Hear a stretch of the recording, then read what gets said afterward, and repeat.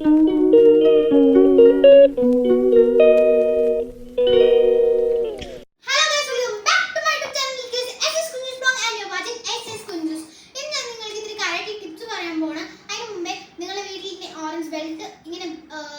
കരാട്ടയിൽ പഠിക്കുന്ന ആൾക്കാരുണ്ടെങ്കിൽ അവർക്ക് ഓൾറെഡി അറിയുന്ന കാര്യങ്ങളായിരിക്കും ഞാൻ പറയാൻ പോകുന്നത്.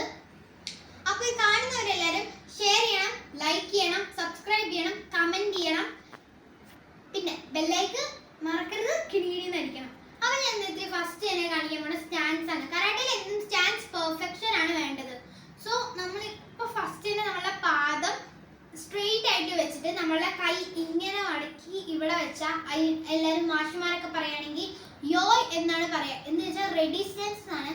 ഇത് ജപ്പാനീസിൽ ഇതിനെ പറയുക ഹൈക്കോഡാച്ചി സ്റ്റാൻസ് എന്നാണ്. അപ്പൊ അടുത്തതായിട്ട് ഞാൻ കാണിക്കാൻ പോകുന്നത് ഇപ്പൊ എൽബോ എന്ന് പറയുമ്പോൾ നമ്മൾ ഈ ഇങ്ങനെ വെച്ച ഹൈക്കോഡാച്ചി സ്റ്റാൻസ്. ചിലവരൊക്കെ ഇങ്ങനെ ചെയ്യാം, അങ്ങനെയല്ല. ഇങ്ങനെ വെച്ചതിന് ശേഷം ഇങ്ങനെ തിരിച്ച് ഇങ്ങനെ കാണിച്ചിട്ട് ഹുസ് ചെയ്യാൻ പാടുള്ളൂ. ഇനി ഞാൻ കുറച്ച് കിക്കിനെ കുറിച്ചാണ് പറയാൻ പോകുന്നത്. കിക്ക് എല്ലാവരും സാധാരണ കിക്ക് ജസ്റ്റ് ഒന്ന് ഇങ്ങനെ വീശിയുള്ളൂ. അങ്ങനെയല്ല കിക്ക് ചെയ്യേണ്ടത്.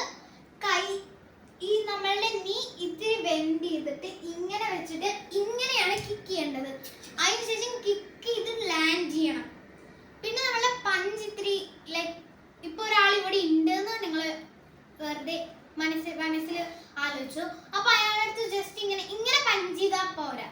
ഈ ഫാസ്റ്റ് പോരാ, നന്നായിട്ട് പഞ്ച് ചെയ്യണം. ലൈക്ക് ബോക്സിംഗ് ഒക്കെ അറിയുന്ന ആൾക്കാർക്ക് നന്നായിട്ട് പറ്റും. ബോക്സിംഗ് വെച്ചാൽ ഇങ്ങനെ ഇരിക്കണം. ഇപ്പൊ ഒരാളെ നമ്മൾ പഞ്ച് ചെയ്യണമെങ്കിൽ നമ്മൾ ഇങ്ങനെ വെക്കുക, ഇല്ലെങ്കിൽ ഇങ്ങനെ വെക്കണം. എന്നാൽ ഒരു പഞ്ച് ചെയ്യുമ്പോൾ നമുക്ക് പ്രൊട്ടക്ഷൻ ആയിട്ടാണ്. നമുക്ക് പിന്നെ അടുത്തതായിട്ട് പഠിക്കാൻ പോകുന്നത് ഇത്തിരി ഫാസ്റ്റ് പഞ്ചസ് ആണ്. അപ്പൊ ഞാൻ കാണിച്ചു തരാം. ഇതാണ് ഫാസ്റ്റ് പഞ്ചസ്. നിങ്ങൾ ഫസ്റ്റ് തന്നെ മെല്ലെ മെല്ലെ ചെയ്ത് പഠിച്ചാൽ മതി. പിന്നെ നിങ്ങൾ കുറെ നേരം പ്രാക്ടീസ് ചെയ്യുമ്പോൾ നിങ്ങൾ ഫസ്റ്റ് ഇങ്ങനെ മെല്ലെ മെല്ലെ ചെയ്താൽ മതി. പിന്നെ കുറെ നേരം കഴിയുമ്പോൾ നിങ്ങൾ ഇങ്ങനെ ആയിക്കോളും.